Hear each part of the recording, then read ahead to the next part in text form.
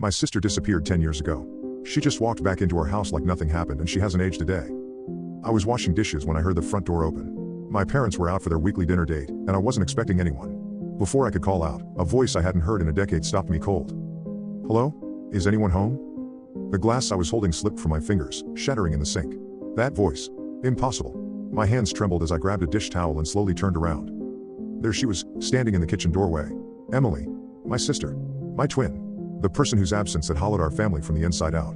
She looked exactly as she had the day she vanished, 19 years old, long chestnut hair, wearing the same faded UMass sweatshirt and jeans she'd had on when she walked out of this house 10 years ago. Em? I whispered, the dish towel falling from my hands. Is that really you? She smiled, the familiar dimple appearing in her right cheek. Of course it's me, Liz. Who else would it be? She glanced to the broken glass. Still clumsy, I see. I couldn't move. For 10 years, I'd imagined this moment, finding Emily, bringing her home, our family whole again. But in those fantasies, she'd been 30, like me. With a decade of life visible on her face. The woman standing before me hadn't aged a single day. Where have you been? My voice cracked. It's been 10 years, Emily. 10 years. Her brow furrowed slightly. What are you talking about? I just went for a walk in the woods. Like I always do before dinner. I stared at her, trying to process what was happening. My sister had disappeared on a crisp autumn afternoon 10 years ago. She'd gone for a walk in the woods behind our house, woods she'd explored since childhood, and never returned. The searches went on for weeks. Missing person posters with her face plastered every street corner, telephone pole, and storefront in town. My parents spent their savings on private investigators. I deferred college to help look for her. Eventually, the searches stopped. The police file remained open, but the active investigation dwindled. 3 years after she vanished, my parents held a memorial service. Not a funeral, they couldn't bear to call it that without a body, but something to help us all move forward. 5 years ago, they finally packed up her room, donating most of her things but keeping a memory box of her most precious possessions. And now here she was, standing in our kitchen like she'd just stepped out moments ago. Emily, I said carefully, today is October 17, 2023. You disappeared on October 17, 2013. She laughed, rolling her eyes. Very funny, Liz. It's 2013. Stop being weird. She walked to the fridge, opening it and scanning the contents. Did Mom make any of that pasta salad yesterday? I'm starving. My legs felt weak. I pulled out a chair and sat down heavily at the kitchen table. Em, look at me. Really look at me. She turned, pasta salad container in hand, and for the first time, I saw confusion flash across her face. She studied me, taking in my shorter hair, the fine lines around my eyes, the weight I'd gained after having my son 3 years ago. You look different, she said slowly. I'm 30 now, Em. 10 years older than when you last saw me. She set the container down, her hand trembling slightly. That's not possible. I just went for a walk. The sun was setting, and I wanted to see the way it looked through the trees in the clearing. You know the one. I did know. The small clearing about a mile into the woods was our special place growing up. We'd spent countless hours there, making flower crowns in spring, building leafy hideouts in summer, crunching through fallen leaves in autumn. What happened in the clearing, Emily? I asked softly. She frowned, her hand rising to her temple. I was walking, and then, I don't know. There was a strange light. Kind of shimmering. I thought it was just the sun through the leaves, but it got brighter. I went to touch it, and she trailed off, looking lost. And then I was walking home. That's all. My phone buzzed, a text from Mom, on our way home. About 20 minutes away. I stared at it, my heart racing. How was I going to prepare them for this? My father's heart condition had developed 2 years after Emily disappeared. The doctors said it was likely triggered by the stress and grief. Em, you need to understand. Everyone thought you were dead. We searched for years. Mom and Dad.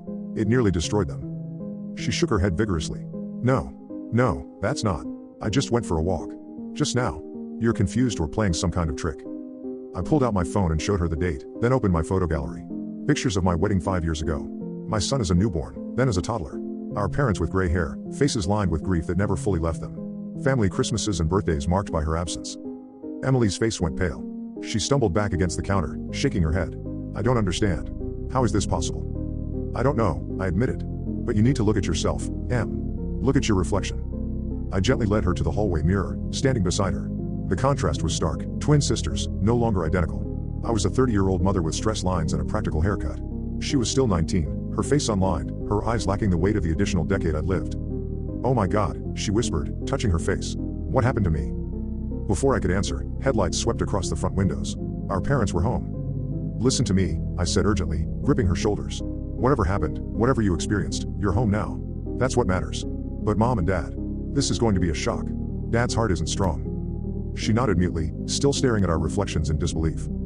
I heard the car door slam, followed by the jingle of keys. Wait here, I told her. Let me go to them first. But Emily was already moving past me, drawn by the sound of our parents' voices. I followed her to the entryway as the front door swung open. My mother entered first, laughing at something Dad had said. Then she saw Emily, and the world stopped. The color drained from Mom's face. The purse she was holding hit the floor with a thud. Dad, a step behind her, looked up in confusion, then froze. Emmy? Mom's voice was barely audible. Emily stepped forward, suddenly unsure. Mom? Dad? Mom reached out a trembling hand, touching Emily's face like she couldn't believe she was real. Then with a cry, she pulled Emily into her arms, clutching her so tight I was afraid she might break. Dad staggered, leaning against the wall for support, his face ashen. Jack, sit down, I urged, helping him to the bench in the hallway. His eyes never left Emily. It's really her, he whispered. My little girl. Mom was sobbing, her hands moving frantically over Emily's face, hair, shoulders, as if trying to confirm she was solid. Where were you? What happened? How? She stopped, finally noticing what I had seen immediately. You haven't changed, she breathed. Not at all. The next few hours passed in a blur of tears, questions with no answers, and disbelief. We moved to the living room, none of us willing to let Emily out of our sight. She told us what little she remembered, the walk, the strange light, the feeling that she'd simply blinked and then was walking home. To her, no time had passed at all. Dad called our family doctor, who came over despite the late hour. His examination confirmed what we could see. Emily was, physically, still 19. No signs of aging, malnourishment, or trauma. Medically, it was as if the last 10 years simply hadn't touched her. As midnight approached, the initial shock began to give way to practical concerns. Where had she been? How would we explain her return? What would we tell people about her appearance? The police would have questions. There would be tests, investigations. But those were tomorrow's problems. Tonight, our family was whole again, gathered in the living room with cups of tea gone cold, afraid to blink in case she vanished once more. Later, as our exhausted parents finally went upstairs to bed, though I knew neither would sleep, I sat with Emily in the kitchen. She stared at her reflection